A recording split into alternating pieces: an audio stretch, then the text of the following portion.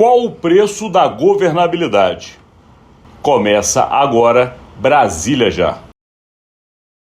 Olá, Rodolfo. Tudo bem, Alexandre, amigas, amigos? Estamos aí começando mais um dia. A vida nos traz muitas surpresas, mas a gente hoje vai falar ainda da política. Vamos sair um pouco de outras situações que sempre nos afetam. E é importante que a gente fale que o que nos afeta diretamente é o preço da governabilidade que está sendo gasto para que o Brasil tenha uma boa relação com o Congresso Nacional. Afinal de contas, o presidente da República precisa que sejam aprovadas as suas pautas de prioridade e, para isso, ele está tendo que gastar alguns bilhões de reais. Ontem ele já conseguiu, entre aspas, uma vitória, ou pelo menos evitou uma derrota, que foi não ter a votação dos famosos vetos presidenciais que estavam justamente projetando uma grande derrota. Mas isso não foi feito por acaso, né, Rodolfo? Alguns bilhões entraram no circuito para que essas mudanças ocorressem. Pois é, né? O governo conseguiu fazer o adiamento dessa sessão de vetos, onde provavelmente iria perder em alguns pontos importantes, conseguiu adiar por 2 semanas, mas isso, como você vinha falando, teve um preço, né?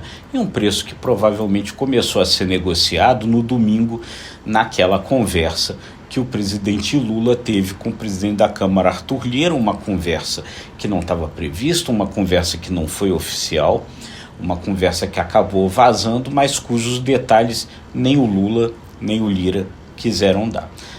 A partir daquele momento e até a sessão, até o adiamento da sessão na quarta-feira à noite, o governo liberou cerca de 5 bilhões de reais em emendas parlamentares.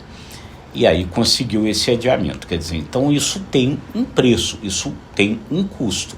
E a gente até agora não sabe exatamente o que isso na prática vai representar, porque o governo, na verdade, conseguiu adiar a sessão de vetos. O governo não conseguiu compromisso de que, quando colocar isso em votação, a Câmara não vá derrubar os vetos. Então, quer dizer, pagou uma nota, mas ainda não recebeu o produto em casa. E o que é importante a gente colocar para quem está do outro lado, né, Rodolfo, é o pano de fundo que está em toda essa negociação. Nós temos aí uma sucessão nas presidências da Câmara e do Senado.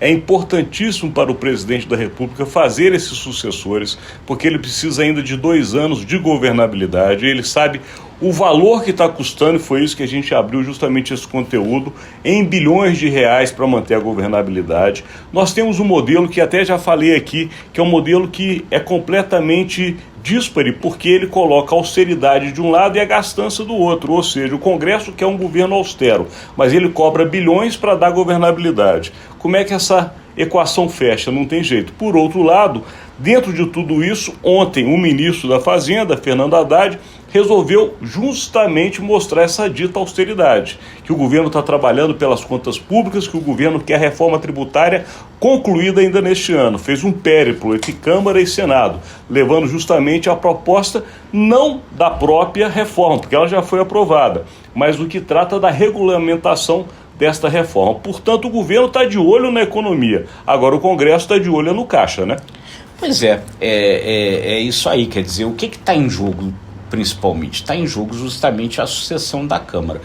O que tem se dito ali, que é a grande dificuldade? O Arthur Lira mira os seus antecessores, os presidentes da Câmara que foram presidentes antes dele, e encontra uma série de pessoas que, depois que foram presidente da Câmara, caíram no ostracismo. Então, por exemplo, Rodrigo Maia, que foi o antecessor dele, hoje nem deputado federal é mais. O deputado Eduardo Cunha e o deputado Arlindo Chinalha, que foram antes os presidentes da Câmara, hoje são deputados, mas já não têm a mesma importância. Outros nomes também desapareceram da política, como João Paulo Cunha e outros. O que então o Arthur Lira quer? Ele quer deixar de ser presidente da Câmara sem cair nesse ostracismo. E essa que é a grande questão. Porque, por outro lado, o Lula quer alguém na presidência da Câmara do qual ele não fique tão refém. Então, O Arthur Lira, para não cair no ostracismo, quer fazer o seu sucessor, que seria o deputado Elmar Nascimento. O Lira não quer ficar refém, quer fazer Antônio Brito, e aí o deputado Antônio Brito do PSD da Bahia, e é no meio dessa briga que está esse rolo todo. E aí a gente vai mostrar por que a lógica da gastança. Porque o Lira, para fazer o seu sucessor, ele tem que ter a maioria dos deputados a favor dele.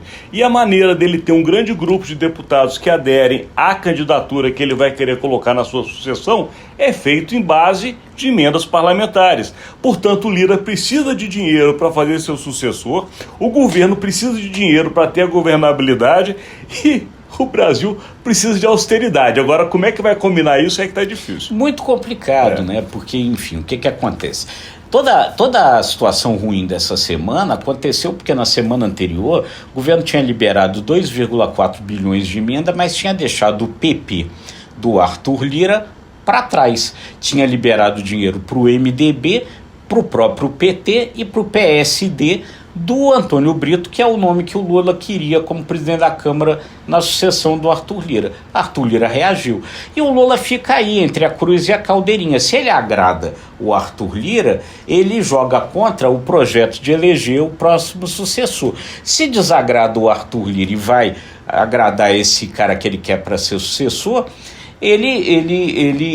o Arthur Lira reage. Então o Lula fica entre continuar refém com o próximo presidente da Câmara ou fazer o presidente da Câmara. E no meio dessa briga ficamos todos nós. E no meio desta confusão, bilhões de reais ficam voando entre a esplanada dos ministérios e, em especial, a Praça dos Três Poderes. Mas daqui nós temos que encerrar este conteúdo de hoje agradecendo a sua audiência. É isso aí, gente. Se você gostou, curta, compartilhe.